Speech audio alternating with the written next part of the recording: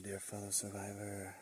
I'm so honored you're here with me today because today I answer a question that so many survivors have before joining our Music Can Heal Me coaching journey. And this question is a question I have myself for many years. If I can't fully accept my situation, if I can't fully share my situation with others, then how am I supposed to heal? Right? I'm sure you can relate. And the answer lies in realizing that sugarcoating anything, whether it's the way you feel, whether it is your actual type of loss, whether it is anything else, sugarcoating never helps with healing.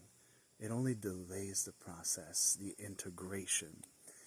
It only makes it more complicated because then emotions fester, thoughts fester, and our actions, well, they just turn into stagnation instead of progress.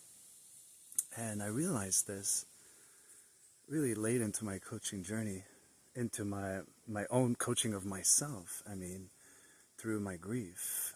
But, it was an awareness that brought forth such powerful insights. For example, people asking me, how are you doing, John? Right? And I would say, well, I'm okay.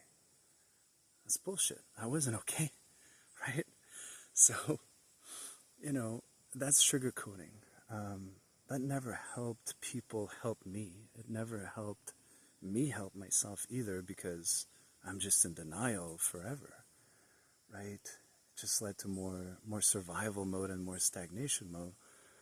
And also, when people ask, how are you doing with, your loss and your process? And, well, first of all, be grateful if people are asking you that.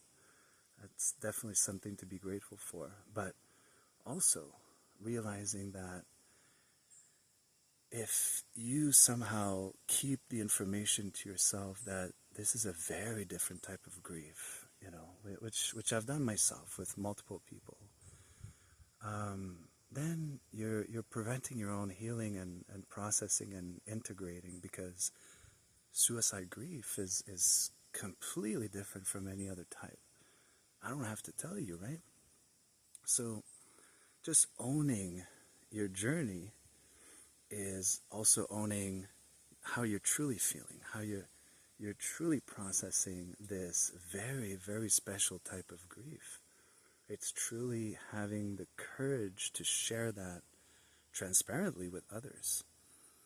And once I found the courage, I started small, and I started actually telling those people that I used to say, oh, I'm doing fine, I'm doing okay, I started just revealing, no, I'm not doing okay. I'm really not. I know I've been saying that for quite a while, but I'm not. And to me, that's a win. To me, that's a sign of progress. To me, that's healing, because then whoever you're sharing with can then give you, different ideas, different perspectives, but if you keep saying, oh, I'm doing okay, I'm doing fine, that's you sugarcoating, right? And sugarcoating, to me, has never made life taste sweeter. It only made life taste more bitter, even if maybe in the short term it seems sweeter.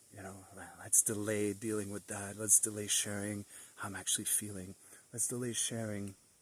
And I'm not talking about the suicide method. I'm not talking about that. I'm talking about sharing your suicide grief with others, because it is so different from any other type of grief. Right? So in order to increase the odds of you making progress on your healing journey and to get unstuck faster, well, do your best to share transparently.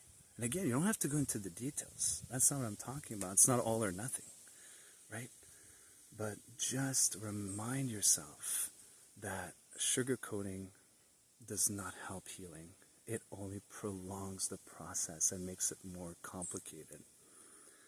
So if you were going to start small today, And let's say you've been lying to people about how you're actually going and feeling and what you're actually thinking about. Just take a small step today. Take a very small step.